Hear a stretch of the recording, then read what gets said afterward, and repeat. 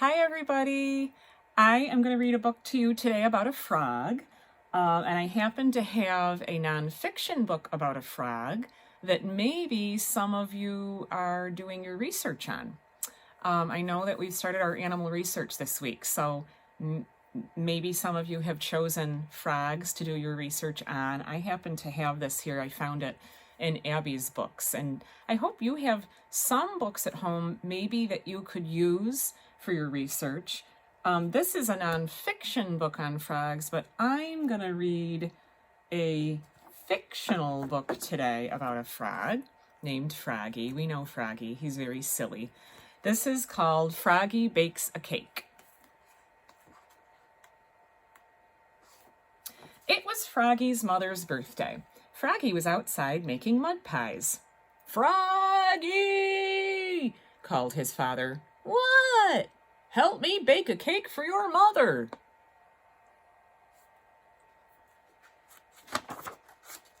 "Oh, please," cried Froggy. "I want to do it all by myself." So Froggy flopped into the kitchen. Flop, flop, flop. "You'll need flour," said his father, "and sugar and chocolate." "I know," cried Froggy, and he pushed his chair against the counter and climbed up. He took down the flour. He took down the sugar. He took down all the chocolate candy his mother had hidden since Halloween. "We need lots of flour and sugar," said Froggy, and he dumped a large bag of flour and a whole box of sugar into a big yellow bowl. "We need lots and lots of chocolate," said Froggy, and he dumped in 10 handfuls of chocolate-covered flies. Oh, doesn't look like he did any measuring here. Uh-oh. "We need milk, too," said Froggy's father. "I know," cried Froggy, and he flopped to the fridge. Flop, flop, flop, and he grabbed a carton of milk. Oops, it dropped on his foot and spilled. "And eggs and butter," added his father. "I know," cried Froggy. He snatched a carton of eggs. Oops, he only broke 4 or 5, and just 1 stick of butter fell on the floor. Oh no. "Don't forget about the baking powder," said his father. "I know," cried Froggy, and he climbed up and took down the baking powder. Then he cracked 7 eggs into the bowl. Crack, crack, crack, crack, crack, crack, crack, and only a few shells fell in. And he put in the butter. Blub, and poured in the milk. Glub, glub, glub. And finally he dumped in the whole box of baking powder. Shloop. Oh no. "Time to mix it all together," said his father. "I know," cried Froggy, and he stirred it and slopped it and mixed it and plopped it. Then he dumped all the goopy cake batter into a cake pan and shoved the cake into the oven. And he sang, "Oogly boogly burbly bake. I make and I bake and I wait for the cake." I wonder what it's going to taste like. "Froggy!"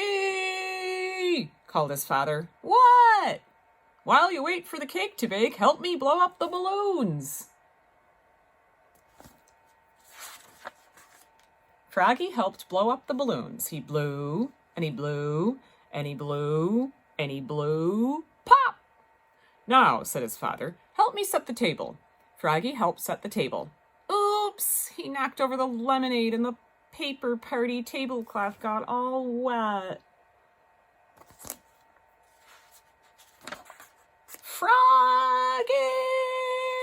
called his mother. "What? What smells so good?" "It's a surprise," yelled Froggy, and he flopped back to the kitchen. Flop, flop, flop.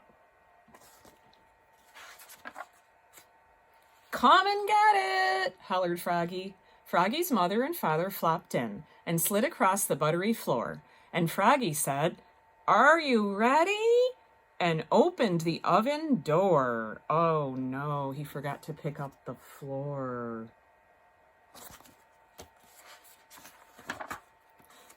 "Yikes, the cake exploded," yelped Froggy's father. "Oops," cried Froggy, looking more red in the face than green. Too much baking powder, I guess.